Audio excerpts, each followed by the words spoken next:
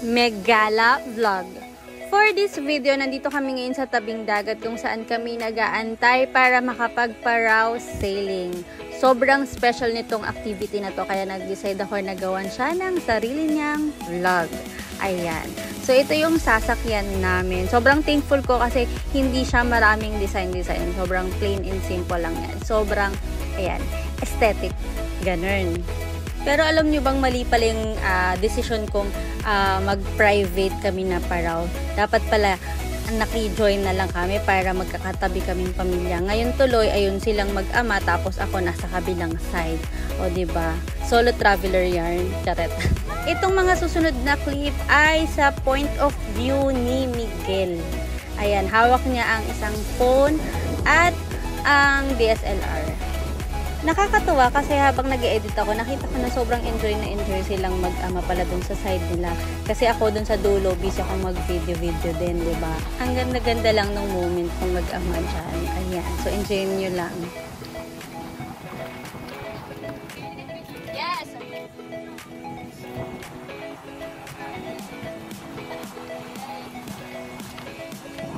Tapos, from time to time, naalala nilang nandun pala ako sa kabilang side. Kaya kasama rin ako sa video. Ganun.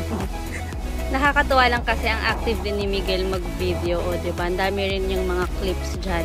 Most of the time kasi ano lang sila special participation. Ganyan. Ako lang nagka-capture ng moment. Pero ngayon, kita nyo naman, diba? May mga pa-video siyang ganyan.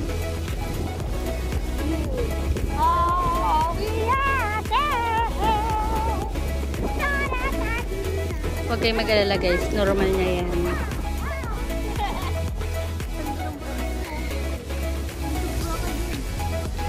Flex yarn.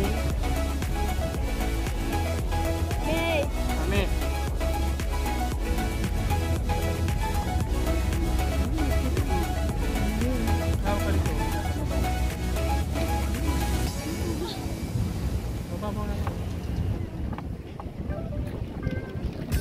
Next time talaga pag nagparaw sailing kami uli, magkakasama na kami sa isang side lang para naman magkakatabi kami.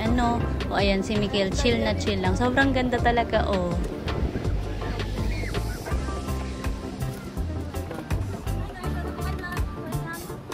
Ito naman guys yung point of view ko.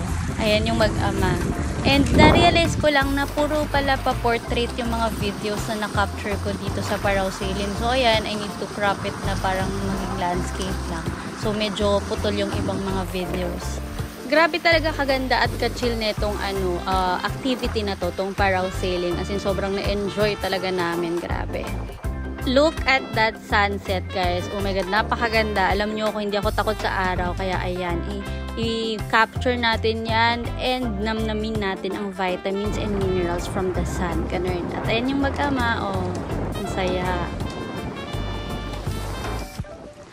Napakaganda talaga ng sunset dito sa Boracay at napakaganda din talaga ng moment na yan. As in sobrang, ay nako, mapapa-thank you Lord ka na lang talaga at mapapakanta ng I think I like this little life. Kahit parang hindi naman talaga little, parang it's big, it's huge, it's a huge blessing to be alive. Ganun. Hindi ko na nga alam kung paano ko aanggulo para mas makapture pa yung magandang nakikita ko dito. Pero totoo lang, hindi niya na-justify yung talagang nakikita ng mga mata ko at that moment. Pero yan, let's capture it pa rin for the memories.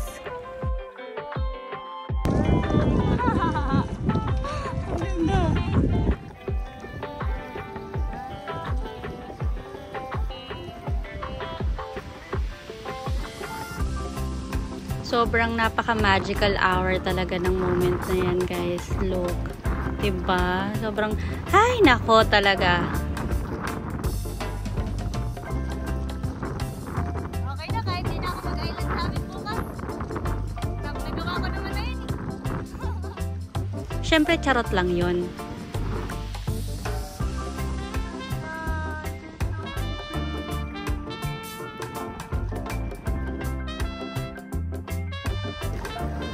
Unang humigas.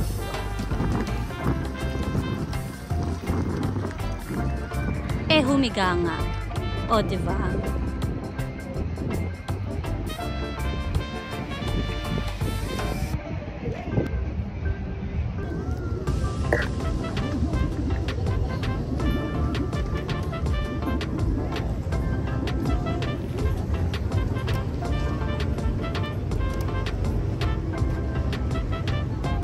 Ready?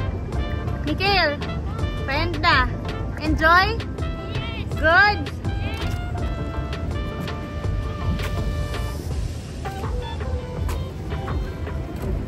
Itong Parao sailing talaga yung isa sa pinakang highlight ng trip namin. Kita nyo naman may sarili siyang vlog. Ganun katindi. Sobrang na-enjoy and uulitin namin siya. Yes, sige na. Tsaka na. Tsaka na dyan. Nakita namin to habang naghahanap kami ng pagkain. Perfect para kay Miguel. Ganun.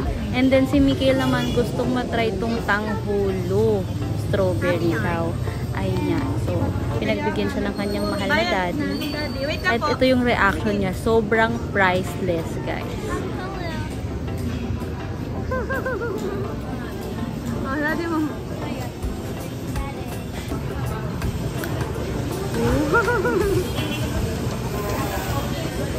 Sarap? Deserve. Kahit bahal yung tanghulo na yan, ayan, sa reaction mo pa lang, sulit na sulit na.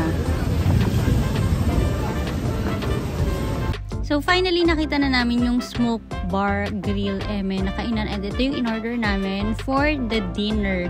Ayan, sobrang sarap dito at mura-mura din naman.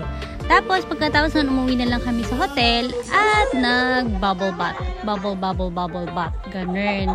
This is how I end my day after mag-land tour, mag-aura and all that. Nag-Parao sailing pa. Sobrang worth it talaga. Sobrang thankful ako for this day and sobrang memorable niya. Yun lang. See you next video. Bye!